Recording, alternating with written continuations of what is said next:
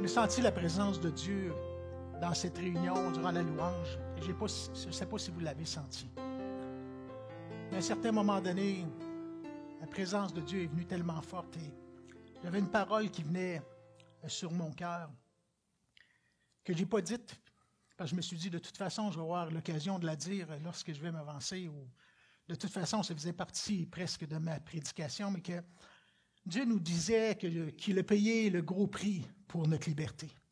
Christ a payé le prix pour notre liberté. Et pas seulement pour nous donner l'éternité dans sa présence, mais la liberté pendant notre vie aujourd'hui, la liberté sur le péché, sur les effets du péché, sur les conséquences du péché, sur notre séparation avec lui, mais aussi du fait que souvent on peut demeurer esclave de certaines choses dans nos vies qui nous empêchent de vivre cette vie bénie, ce plein béni que Dieu a. Mais Christ a payé le prix. J'ai payé le prix, te dit le Seigneur, pour que tu sois libre. Que tu sois libre. Et la liberté sur tous les sens dans ta vie. La liberté et le pouvoir de devenir enfant de Dieu. La liberté de marcher dans ses voies. Trop de gens s'empêchent d'avancer ou boitent ou regardent à leur propre capacité et ne voient pas la liberté ou la victoire que Christ a accomplie sur la croix et ne la réclament pas dans leur vie. Ce matin, le titre du message, c'est « Spécialement pour toi ». Spécialement pour toi. La semaine passée, on a poursuivi dans l'histoire de Ruth, si vous vous souvenez, Ruth la Moabite, Ruth qui avait abandonné son peuple, avait abandonné ses coutumes, ses dieux, sa façon de vivre, son mode de vie, pour partir avec Naomi vers Bethléem, la maison du pain, l'accompagner pour faire de l'Éternel son Dieu et de faire du peuple de Dieu son peuple. Et on a vu spécialement que Ruth a été bénie au-delà de toutes ses espérances, au-delà de ce qu'elle pouvait penser, imaginer, elle a été bénie.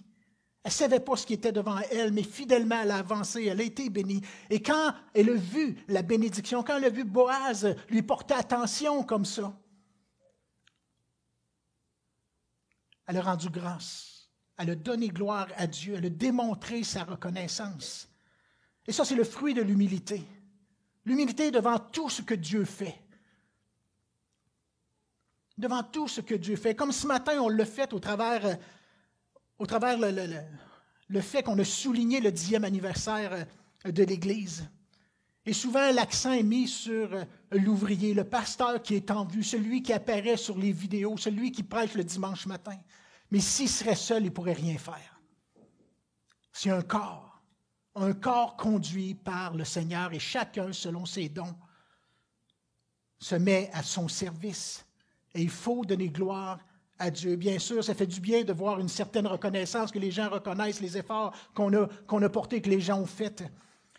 Et on veut reconnaître tous ceux qui sont là, fidèles dans l'Église.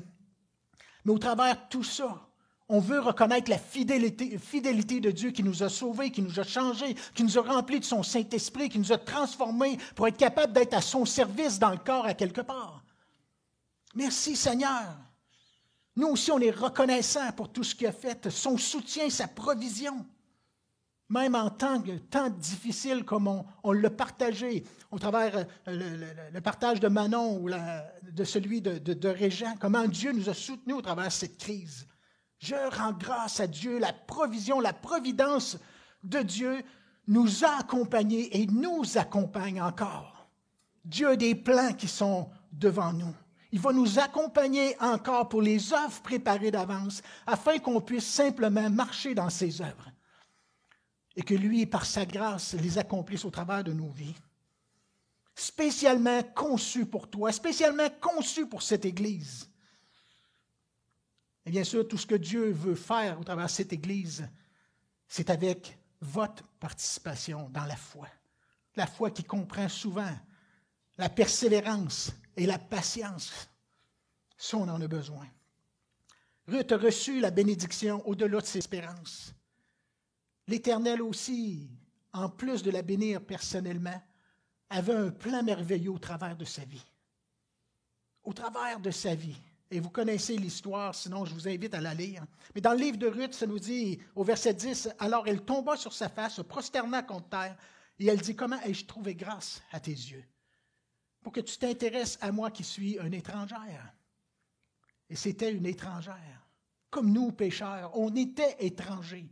Mais Dieu nous a appelés, Dieu nous a choisis, Dieu nous a établis, nous a changés, transformés. On n'était pas dignes, mais nous a rendus dignes d'entrer encore une fois ce matin dans sa présence parce que Christ est mort pour nos fautes.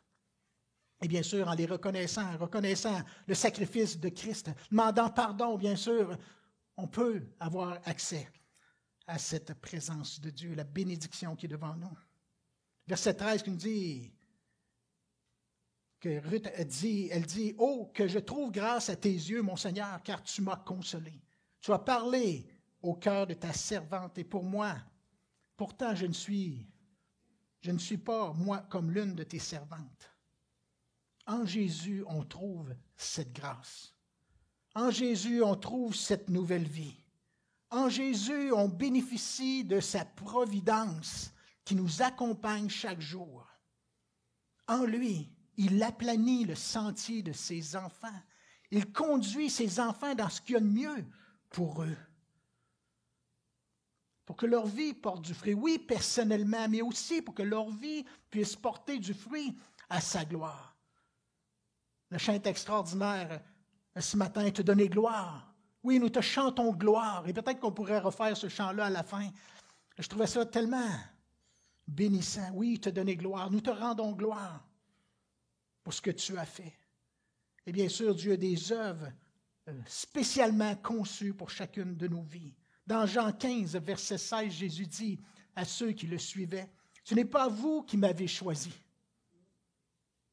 mais moi je vous ai choisi, et je vous ai établi afin que vous alliez et que vous portiez du fruit, et que votre fruit demeure, afin que vous demandiez au Père en mon nom et qu'il vous le donne. » Que vous portiez du fruit, mais aussi que vous deveniez le fruit de Dieu. Vous devenez un fruit à sa gloire aussi. Que notre Dieu, oui, soit honoré par son peuple, par ses enfants. Oui, qu'on le célèbre par nos chants, comme on le fait ce matin, de célébrer par nos chants, nos voix, nos bouches, et le cri de nos cœurs. Parce qu'il est digne d'être loué. Mais également, on a besoin de l'honorer par nos vies, pas seulement par nos bouches. Par le fruit de nos vies, notre marche par la foi. Que Dieu soit honoré au travers de notre vie en lui. Nous sommes le fruit à sa gloire. Ruth a été bénie. On regarde le livre de Ruth et on dit, Dieu l'a comblé au-delà de ses espérances. Seigneur, je veux être comblé au-delà de mes espérances. Je veux des bénédictions comme elle a eues. Mais c'était le fruit de sa marche en toute humilité. Elle s'est abandonnée, elle s'est réfugiée en Dieu. Elle s'est séparée de son ancienne vie, son ancienne manière de vivre pour faire de l'Éternel son Dieu et du peuple de Dieu son peuple. Et Dieu a pu, à partir de ce moment-là, accomplir ses plans dans sa vie. Et non seulement dans sa propre vie, mais au travers de sa vie. Parce que Dieu avait des plans divins. Croyez-vous dans le plan divin pour vos vies? Qui va au-delà de votre bénédiction personnelle. Dieu est grand. On est des Joseph ou comme des Joseph. Ou Ruth était comme Joseph, qui a été formé pendant toutes ces années, mis à l'écart même. Ça n'a pas été facile pour lui non plus. Mais il y avait un but précis pour Joseph. C'était d'atteindre, de sauver un peuple. Bien sûr, sa famille qui est devenue le peuple de Dieu. Mais lui aussi, comme Ruth, il était loin de voir où ça pourrait le conduire d'être dans le fond d'une prison. Où était la bénédiction de Dieu, la puissance de Dieu. Ce temps qu'il était, ces 13 ans qu'il était pour lui loin du plan de Dieu, mais Dieu était avec lui, il le bénissait. Des Moïse aussi. Des Moïse qui ne l'ont pas eu toujours facile et qui ne se voyaient pas à la hauteur de l'œuvre de Dieu, mais Dieu a pu accomplir son œuvre au travers Moïse. Bien sûr, il y a eu une formation de 40 ans à servir dans le désert, à prendre soin des animaux. Et Dieu l'a appelé, il a pu accomplir à ce moment-là. Là, il était prêt pour accomplir ses œuvres préparées d'avance pour lui, qui dépendaient de la puissance de Dieu et non de ses capacités.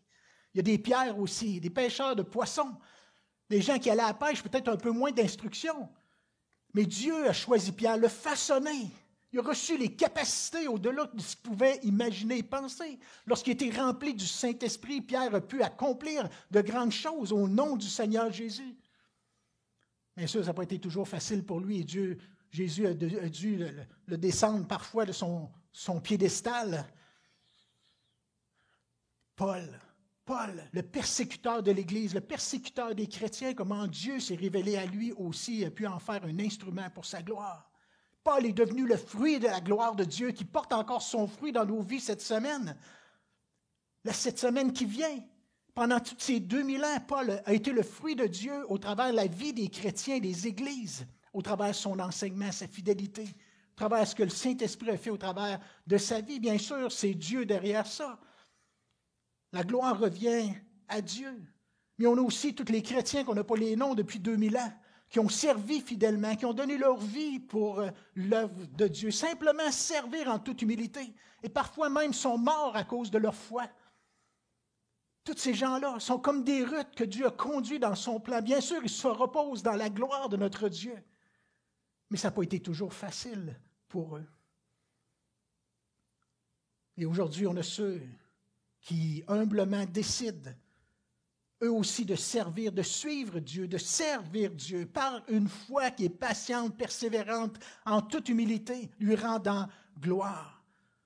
Est-ce que vous voulez devenir le fruit de la gloire de Dieu au travers de vos vies? On désire. Mais aujourd'hui, on est comme un peu des Ruth qui avancent. Et j'espère qu'on fait tout notre possible pour marcher dans ses voies comme elle. Et bien sûr, on s'attend à bien des choses dans nos vies. On a des besoins comme Ruth. Mais Dieu veut combler nos besoins, mais il veut aussi que le fruit soit porté au travers de nos vies, que ce soit un fruit qui demeure. Je ne sais pas ce que Dieu a pour vous. Je ne sais pas ce que Dieu a à travers vos vies, mais je sais qu'il y a un fruit que Dieu veut porter qui va au-delà de vos capacités et même au-delà de ce que vous pouvez penser, même imaginer que Dieu peut faire. Qu'est-ce que Dieu ne peut pas faire avec quelqu'un qui veut? Ce n'est pas vous qui m'avez choisi, mais je vous ai choisi, je vous ai établi afin que vous alliez et que vous portiez du fruit, que votre fruit demeure, et afin que vous demandiez au Père en mon nom, et il vous le donne. Et je rends grâce à Dieu, je donne gloire encore une fois ce matin, à tous ceux que Dieu a conduits pour servir dans cette Église. Que Dieu a conduit à servir dans cette Église, peu importe la façon. Je rends grâce à Dieu pour vos vies qui honorent Dieu à son service, qui portent du fruit pour sa gloire. Et bien sûr, comme Manon l'a dit, on n'a pas pu nommer tous les gens qui s'impliquent dans l'Église. On aurait sûrement oublié plusieurs. Et j'espère que vous ne vous sentez pas oubliés. Si on n'a pas mentionné vos noms, Dieu n'a jamais oublié de ce que vous avez fait pour lui. Il n'oubliera jamais. Pour Ruth, elle a été comblée personnellement, mais aussi elle a accompli la volonté de Dieu, le plan de Dieu qui allait au-delà de ses pensées, de ses désirs. Et c'est comme pour ma vie. J'étais loin de me douter, il y a 10 ans qu'on serait ici, mais encore moins, il y a 20 ans ou 30 ans, que Dieu m'appelait ou Dieu allait me conduire à enseigner, prêcher et prendre un micro. Me retrouver devant des caméras, je déteste ça et j'aime pas tellement mieux ça aujourd'hui. Et je pense que c'était une bonne chose que Dieu ne me révèle pas son plan avant le temps.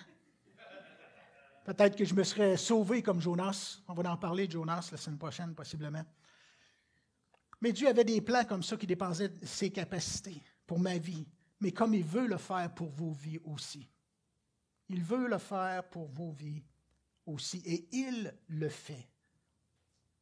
L'histoire de Ruth nous dit qu'elle a été rachetée par Boaz. C'était un proche parent de Naomi qui avait le droit de rachat. Et je ne veux pas rentrer dans trop de détails pour le rachat, on pourrait en parler longtemps, mais Boaz avait le droit de rachat sur ce qui appartenait au mari de Naomi. Et il y avait des terres, et bien sûr, avec les terres venaient Naomi et Ruth. Et c'était dans la tradition. Et bien sûr, il le fait par amour pour elle de racheter ce qui est leur héritage, si on veut, pour donner une descendance aux défunts. au défunt. Donc, on sait que Boaz a pris Ruth pour sa femme, au-delà d'acheter les terres et peu importe, là. Mais il l'a pris pour son épouse. Et lorsqu'on lit l'histoire, on se rend compte de toute la bénédiction que ça l'a donné, mais c'était pour assurer une descendance, bien sûr, selon le plan de Dieu. Boaz, dans sa bonté, a décidé de le faire. Par amour, il a choisi Ruth, comme on a le passage de Jésus qui dit qu'il nous a choisis. C'est sûr que Ruth aurait pu partir en courant ou refuser de devenir l'épouse de Boaz, mais on sait que Ruth avait tous les avantages de dire oui. Comme on a tous les avantages de dire oui à notre Seigneur Jésus qui nous choisit. Merci Seigneur que l'offre est venue. Veux-tu me suivre? Veux-tu marcher dans mes voies? Veux-tu accepter le prix que j'ai payé pour pouvoir te racheter et te donner la liberté? Quelle bénédiction! Christ nous a racheté un grand prix par amour pour nous, pour être l'épouse, pour faire partie de l'épouse, l'Église du Seigneur Jésus. Faire partie de l'Église. Et Dieu veut bénir l'épouse. Croyez-vous ça? Dieu veut bénir l'épouse et il va la bénir, non seulement dans cette vie, mais pour l'éternité. Dieu veut bénir l'épouse, mais il veut te bénir aussi, et tous ceux qui en font partie. Il y a un plan au travers l'épouse. Il y a un plan au travers son Église, comme Dieu avait un plan au travers la vie de Ruth et cette union avec Boaz. Dieu avait un plan pour eux. Comme Dieu a un plan pour chacune de nos vies, un plan divin à la gloire de Dieu, un fruit qui demeure. Et oui, qui dépend de sa grâce, qui dépend des capacités, comme on l'a vu, comme Ruth avait besoin de la providence de Dieu pour marcher dans ce plan-là. Elle ne savait pas où elle s'en allait, mais fidèlement, elle était là à la bonne place. Et le plan de Dieu s'est accompli. Oui, ça dépend de la grâce de Dieu, mais ça dépend de nos choix. Ça dépend aussi de nos choix, de nos décisions, du désir d'accepter, de suivre, de ce que l'on fait de notre liberté que Dieu, que Jésus nous a donnée. Qu'est-ce qu'on fait de cette liberté? Ça dépend de nos désirs de, oui ou non, marcher dans ses voies, avec foi, patience, persévérance, en s'appuyant sur sa grâce, en étant conscient de sa volonté, comptant sur sa providence, bien sûr. Et en plus de la bénédiction personnelle, le fruit, bien sûr, va être produit, un fruit qui va demeurer. Et comme on le voit dans la vie de Ruth, elle a conçu une descendance dans le plan divin. Mais cette descendance commençait par elle-même de devenir une partie du peuple de Dieu, un membre du peuple de Dieu, comme nous devenons membres du corps de Christ. Le fruit, la descendance commençait par elle-même. Comme nous devenons nous-mêmes, nous sommes enfants de Dieu, ou nous devenons enfants de Dieu à sa ressemblance. Être une descendance dans le plan de Dieu. Être de sa famille, on chantait ça. Je ne me souviens plus des paroles exactes, mais on l'a chanté. Qui nous a acceptés dans sa famille, que même son sang coule dans nos veines, bien sûr, que c'est au sens figuré, que l'ADN de Dieu fait partie de nos vies. Donc, on produit le fruit de notre Père. On est la descendance de Dieu, de Jésus-Christ, par l'Esprit. Et par la suite, bien sûr, nous aussi, on va produire une descendance spirituelle. Dans Ruth, chapitre 4, verset 14, les femmes dirent à Naomi, la belle-mère de Ruth, « Béni soit l'Éternel qui ne t'a point lassé, qui ne t'a point laissé, manquer aujourd'hui d'un homme ayant droit de rachat, et dont le nom sera célébré en Israël. » Et bien sûr, c'est vraiment une image de Jésus pour nous. Qu'on puisse être enfant de Dieu. Il nous a donné le pouvoir d'être enfant de Dieu, mais d'être la descendance de notre Père et de produire un fruit qui lui ressemble. Et on sait que l'enfant de Ruth Obed est devenu le grand-père de David, qui faisait partie de la lignée du Messie. Jésus vient de la descendance de David. Un grand plan avec une personne ordinaire comme Ruth qui venait d'un peuple étranger. Un plan divin pour sa vie, une descendance. Elle a été choisie, bénie de Dieu. Elle a porté un fruit qui demeure. C'est extraordinaire le fruit qu'elle a pu porter sans même le savoir. Si Dieu a pu accomplir un tel plan avec Ruth, il peut faire de grandes choses au travers de ta vie. Il peut faire de grandes choses et te conduire à faire de grandes choses au travers de ta vie, si on est disposé à le suivre. Si on est disposé à se réfugier en lui pour notre vie, notre avenir. Si on est disposé à s'appuyer sur lui pour nos choix de notre vie de tous les jours. Dieu veut produire une descendance par nos vies. Et pas seulement pour nos enfants dans la chair. Une descendance par ce que nous devenons en lui, par lui. Ce qui se produit au travers de nos vies transformées. Les œuvres préparées d'avance qui dépendent de sa grâce. Mais nous sommes, premièrement, cette descendance. Et les œuvres préparées d'avance, c'est pour que l'on devienne semblable à lui. Et après, notre vie va porter du fruit. Une pensée de David Wilkerson que j'ai lue cette semaine, qui dit « Les Écritures m'ont convaincu qu'il n'y a qu'un seul but pour tous les croyants. Nos appels spécifiques sont rassemblés dans ce seul but et tous les dons en découlent. Si nous passons à côté de ce but, tous nos désirs et toutes nos poursuites seront vaines. Ce but est tout simplement le suivant. Nous sommes appelés et choisis pour porter du fruit. Porter du fruit implique bien davantage que le seul fait de gagner des âmes. On voit des hommes de Dieu, eux autres, ils portent du fruit. Mais le fruit que Jésus parle va au-delà de ce ministère que Dieu a donné à une personne spécifique pour faire quelque chose de spécifique avec sa grâce, parce que personne ne peut sauver un âme, sauf le Seigneur, sauf Dieu lui-même qui l'attire et lui accorde grâce. Le fruit dont Jésus parle est le fait de ressembler, de lui ressembler, de ressembler à Christ, de refléter l'image de Jésus. Et l'expression « beaucoup de fruits » signifie à la ressemblance toujours grandissante de Christ. Ressembler de plus en plus à Jésus doit être au centre de toutes nos activités, de notre mode de vie, de nos relations. En effet, tous nos dons et nos appels, nos œuvres, notre ministère, notre témoignage découlent de ce but ultime. Le plan de Dieu pour nous ne peut s'accomplir parce que nous faisons par ce que nous faisons pour Christ. Il peut uniquement s'accomplir par ce que nous devenons en lui. Nous sommes transformés à la même image que lui, chaque jour, quand nous le cherchons.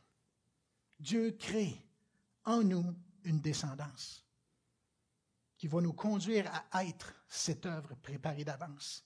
Et bien sûr, par la suite, on va produire un fruit, comme Jésus n'en produisait, qui va influencer, qui va attirer. Pareil comme Jésus, à l'image de Jésus. Ce n'est plus moi qui vis, c'est Christ qui vit en moi. Mais est-ce une réalité? Et aujourd'hui, je dis oui, c'est une réalité. Mais est-ce qu'on le laisse régner et qu'il conduit nos vies? Et quand on n'est pas capable d'avancer, est-ce qu'on s'appuie sur sa grâce pour qu'il puisse nous aider afin qu'on puisse atteindre ce but de lui ressembler? Dans nos pensées, dans nos actions, tout ce que nous sommes. Éphésiens 2,10 nous dit « Nous sommes son ouvrage ». Ayant été créés en Jésus-Christ, créer cette nouvelle naissance par l'Esprit de Dieu qui vient créer, donner le pouvoir de devenir enfant de Dieu. Nous sommes son ouvrage, créé en Jésus-Christ pour de bonnes œuvres que Dieu a préparées d'avance afin qu'on puisse les pratiquer, afin nous les pratiquions. Bien sûr, ces œuvres, c'est être le reflet de Christ, le témoin de Christ, et qui comprend bien sûr de prêcher la bonne nouvelle, d'être le témoin de ce que Christ a fait dans nos vies. Témoin de la victoire, témoin d'être quelqu'un de différent comme Jésus l'était dans sa génération. Les œuvres préparées d'avance, ce n'est pas simplement pour le pasteur, même si on le voit peut-être plus en avant, mais pour que l'épouse, dans son ensemble, produise une descendance. Tous ceux qui en font partie. Oui, mais moi, je n'ai pas beaucoup de capacité. Moi, je n'ai pas beaucoup de moyens. Moi, j'ai pas beaucoup. Je suis faible dans la foi. Dieu il va prendre quelqu'un d'autre. Moi, je vais me contenter de faire ma petite vie chrétienne, souvent simplement à la maison, et je fais mes petites affaires. Dieu va prendre quelqu'un d'autre. Les autres vont le faire, les autres vont donner, les autres vont parler.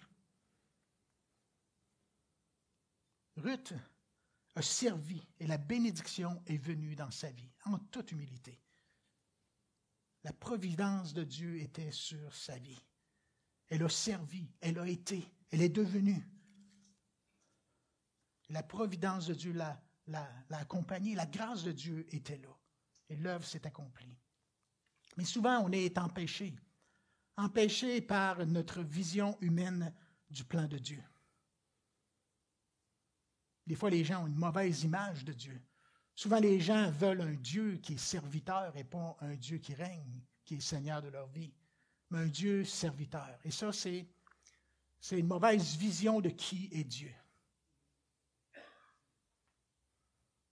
Des fois, ils ont une mauvaise vision de qui est Dieu ou de leur capacité en Dieu. Ils n'ont pas la force. On pourrait parler du syndrome de Gédéon. Vous connaissez Gédéon? Syndrome de la petitesse. Comment je vais y arriver? Comment je pourrais être capable de ressembler à Jésus? Comment je pourrais atteindre la stature de Christ?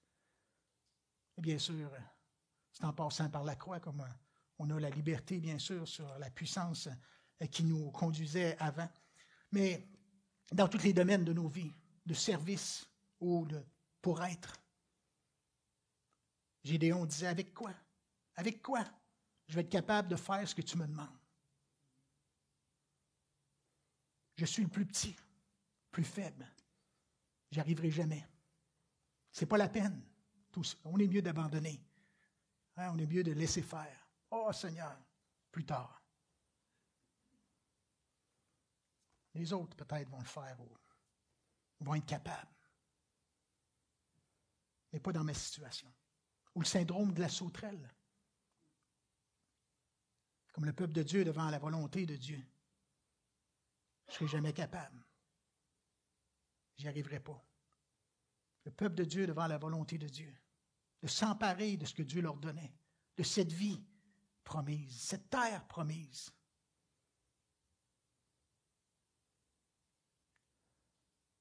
Qu'est-ce qui nous empêche parfois simplement d'y croire et de vouloir que ça s'accomplisse dans nos vies? Le peuple disait, « la promesse est belle. La promesse est vraie. » C'est vrai, les promesses de Dieu. C'est vrai. La perfection, Jésus. C'est vrai, bien belle. Mais je n'aurai pas la force, je n'aurai pas la capacité. On est comme des sauterelles devant l'obstacle, devant le défi, devant l'adversité ou devant les désirs de notre propre chair. Et quand on parle de liberté, ça fait partie de ça, la liberté. Et comme Moïse, vous connaissez Moïse, envoie quelqu'un d'autre. Je n'ai pas la capacité, la force, le talent, ou peu importe. Prends un autre. Dans Juge, chapitre 6, l'ange de l'Éternel apparut à Gédéon et lui dit, « L'Éternel est avec toi, vaillant héros. » Est-ce que tu peux te voir comme un héros devant tes défis?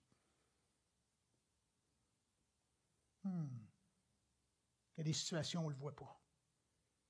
Joseph ne devait pas toujours le voir. Moïse ne le voyait pas non plus.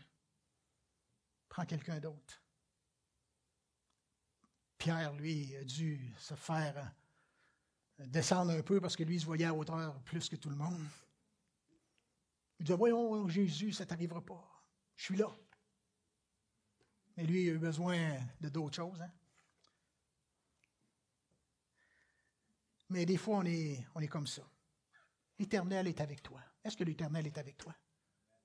Est-ce que l'Esprit t'habite? Est-ce que tu crois la parole de Dieu? Est-ce que tu as foi dans la puissance de Dieu, la fidélité de Dieu? Est-ce que tu as foi dans l'œuvre accomplie sur la croix? La liberté, la victoire qui a été accomplie pour nous.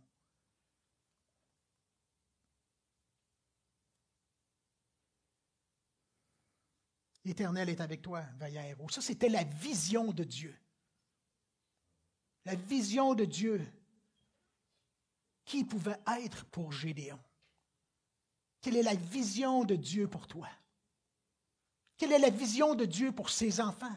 Quelle est la vision de Dieu devant tes défis? Quelle est la vision de Dieu devant les défis de cette Église?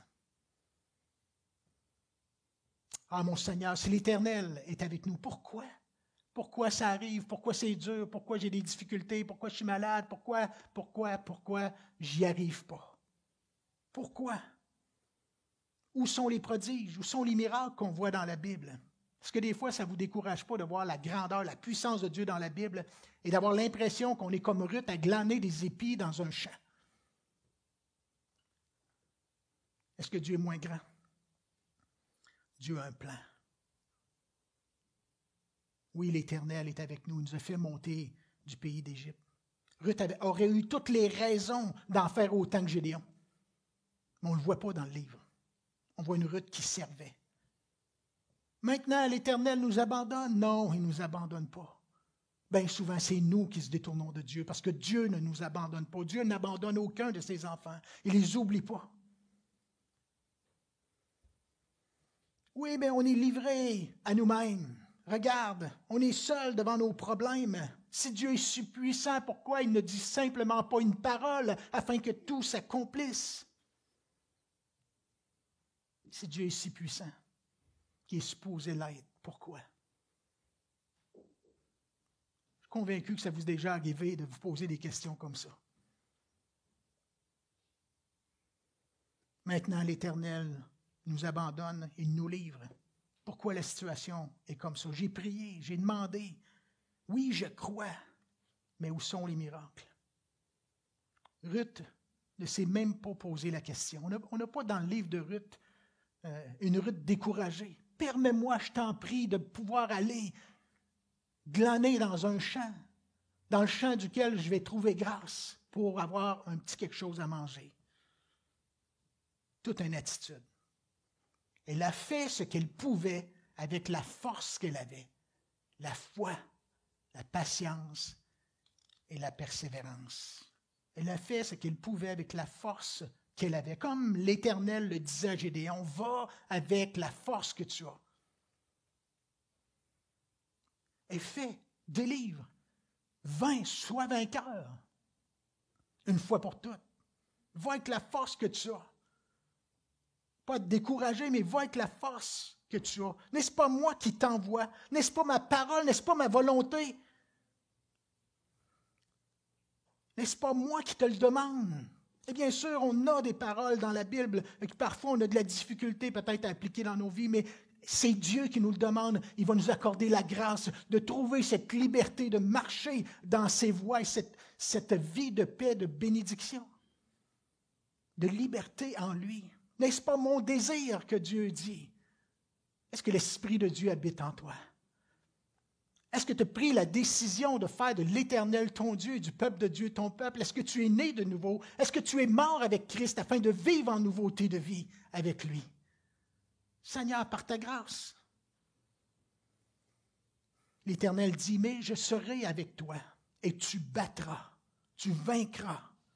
Tu en sortiras, tu auras la force de passer à travers, tu auras la provision dans tes besoins, tu auras le soutien que tu as besoin en moi, par moi. Paul disait qu'il avait reçu une parole du Seigneur dans 2e Épître aux Corinthiens, chapitre 12, verset 9, où Dieu lui avait dit, « Ma grâce te suffit, car ma puissance s'accomplit dans la faiblesse. » Il était capable de dire, « Quand je suis faible, c'est alors que je suis fort. » Et oui, des fois, on est faible devant les circonstances. Et dans ces 10 années qu'on a passées à bâtir ou à travailler ou à vouloir suivre le Seigneur au travers de cette Église, on a eu des fois où on avait besoin de dire « Sa grâce va me suffire. Sa puissance va s'accomplir dans mes faiblesses. Quand je suis faible, c'est alors que je suis fort. » Puis on s'encourage avec ces versets. Parce que ce n'est pas toujours facile et les gens vivent des choses difficiles. Vous êtes ici, des gens à la maison qui écoutent ce message, vivent des choses difficiles et ont besoin d'aller puiser la grâce en Dieu pour être capable de passer à travers, d'avoir la sagesse, l'encouragement, l'espoir en Dieu par sa parole qui est esprit. Vie. Quand je suis faible, c'est alors que je suis fort, disait Paul au travers de toutes ces persécutions, les problèmes qu'il pouvait traverser. C'est comme si Dieu disait à Gédéon aussi, « Voici, j'ai des œuvres préparées d'avance pour toi. » Et ce que tu vis peut-être en fait partie. Et il va te conduire, bien sûr, à produire ce fruit qui demeure au travers de ce que tu vis. Les défis qui sont devant nous. Dieu a des œuvres préparées d'avance pour qu'on soit cette descendance, qu'on produise une descendance. Ruth, bien sûr, avait des plans bénis. Dieu avait des plans bénis pour Ruth, qui ont été rendus possibles parce qu'elle a décidé tout simplement de continuer à persévérer, servir, être cette servante entre les mains de Dieu. Et même si elle ne le voyait pas, ça s'est accompli. C'est important de marcher dans les voies de Dieu, de faire nos efforts, de ne pas accepter ce qui n'est pas conforme à la volonté de Dieu. Sinon, on fait simplement de retarder le plan de Dieu. Et même l'anéantir pour certaines personnes. Va avec la force que tu as. N'est-ce pas moi qui t'envoie? Je serai avec toi. Paul disait, je puis tout par celui qui me fortifie. Philippiens 4,13. Que ce soit pour lui ressembler, pour le servir, annoncer la bonne nouvelle, on peut tout en lui. Si Dieu a produit un si grand réveil, un des plus grands réveils avec Jonas, ce que Dieu peut faire avec quelqu'un qui est disponible, qui est disposé, qui est conduit, qui est équipé par l'Esprit de Dieu est sans limite. Croyez-vous ça? Si Dieu était capable de faire ça avec Jonas, ce qu'il est capable de faire avec nos vies, disposé, équipé et sans limite. On a besoin de changer nos pensées, notre langage même. Si Dieu a fait un grand réveil avec Jonas de cette façon-là, qu'est-ce que Dieu peut faire avec une Église qui est disposée à être conduite dans ses voies? Qu'est-ce que Dieu peut faire pour cette ville? Qu'est-ce que Dieu peut faire pour nos familles? Qu'est-ce que Dieu peut faire face à toutes les difficultés qu'on peut rencontrer? Dieu peut faire de grandes choses. On va parler de Jonas un peu la semaine prochaine. Mais je vais terminer là. J'ai coupé la moitié du message parce que je savais que ça allait être long. Mais qu'on puisse simplement saisir ce que Dieu a pour nous, la liberté qu'il nous a donnée, la vie qu'il a pour nous. Si Dieu est avec nous, si Dieu est avec nous, on est des vaillants héros. Est-ce qu'on est des vaillants héros? C'est ça, il a vaincu pour nous. On a besoin de croire qui on est en Dieu, en Jésus, par Jésus. Alléluia. Merci Seigneur. On va prier en terminant, mais juste réaliser que Jésus a payé le prix pour notre liberté.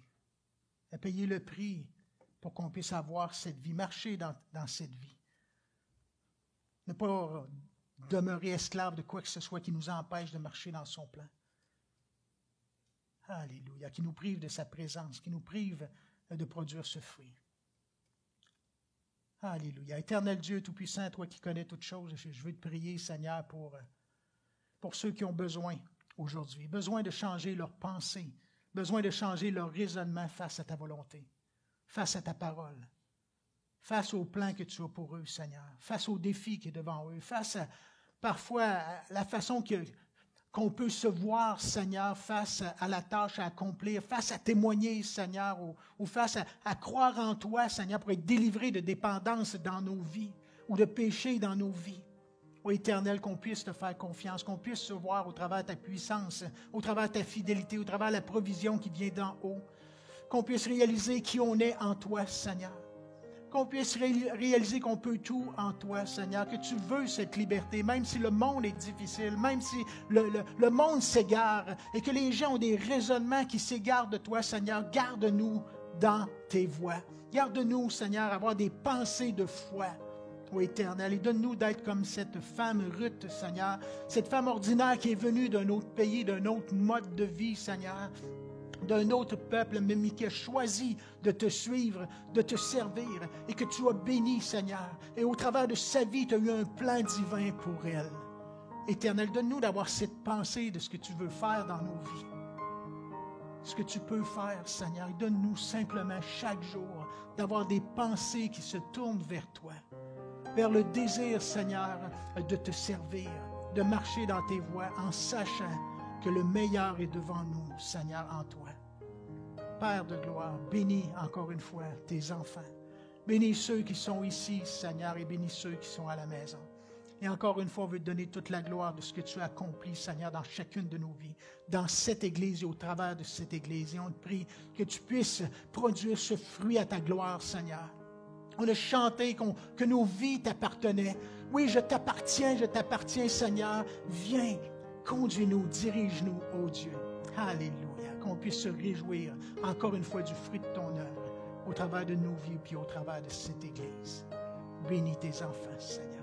Attire ceux qui ne te connaissent pas ce matin et que vraiment ils puissent prendre une décision pour toi, de regarder à la croix, de mettre leur foi dans l'œuvre de la croix pour leur propre péché, Seigneur, afin de naître de nouveau et d'être capable d'avoir la force, ô Dieu, en toi, de marcher en nouveauté de vie. Alléluia. Merci que tu transformes des vies. Merci que tu m'as transformé, que tu transformes encore des vies aujourd'hui, Père. Alléluia. C'est dans le nom de Jésus que je te prie. Je te remercie encore une fois, Dieu.